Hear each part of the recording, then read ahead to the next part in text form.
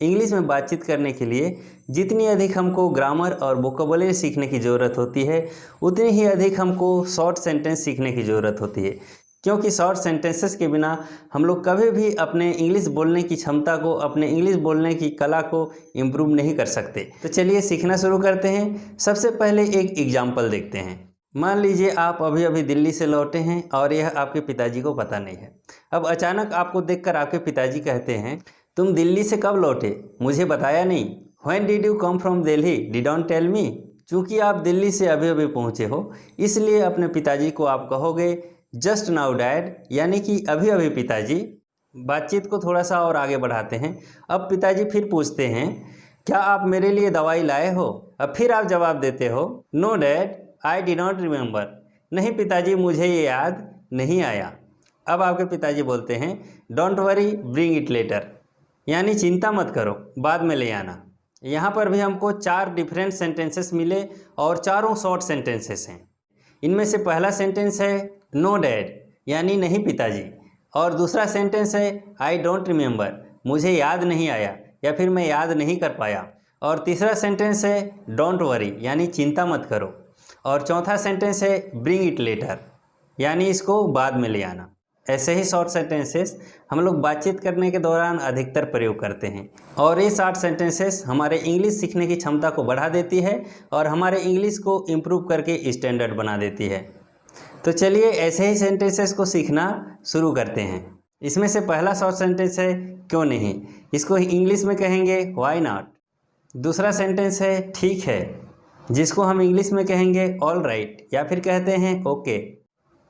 अब चलिए हिंदी और इंग्लिश दोनों शॉर्ट सेंटेंसेस को मैं जल्दी जल्दी बता देता हूँ।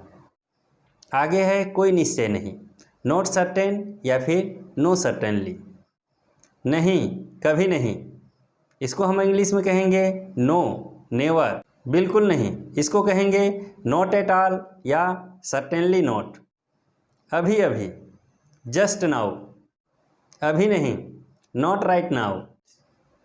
और कुछ, एनीथिंग एल्स, और कुछ नहीं, नथिंग मोर।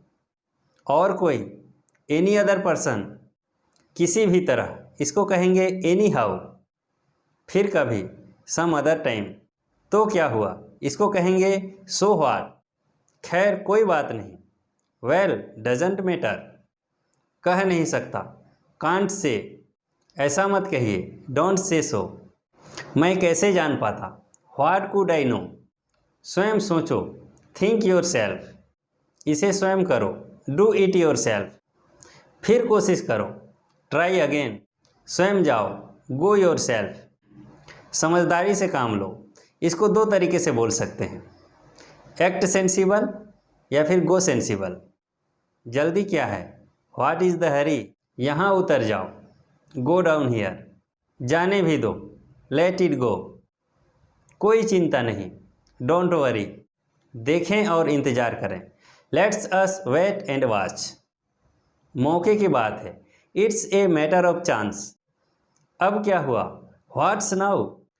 इतने मत बनो, डोंट शो ऑफ।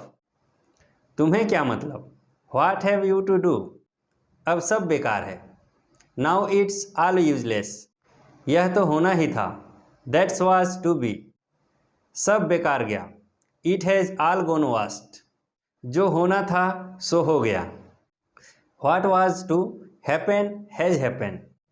कोई दूसरा उपाय नहीं था, there was no other way out. कमाल हो गया, इट वाज ए मिराकल। वह होश में नहीं है, he is not in his sense. वह बहुत घबरा रहा है, ही इज़ वेरी नर्वस। बीते हुए समय के बारे में मत सोचो, don't think of the past. जो बीत गया सो बीत गया, द पास्ट इज पास्ट। आप हद कर रहे हैं, you are crossing the limit. यह नहीं हो सकता, दिस कांट बी। हर बात की एक सीमा होती है, there is a limit for everything. सावधान रहो, बी केयरफुल या कह सकते हैं बी वॉचफुल।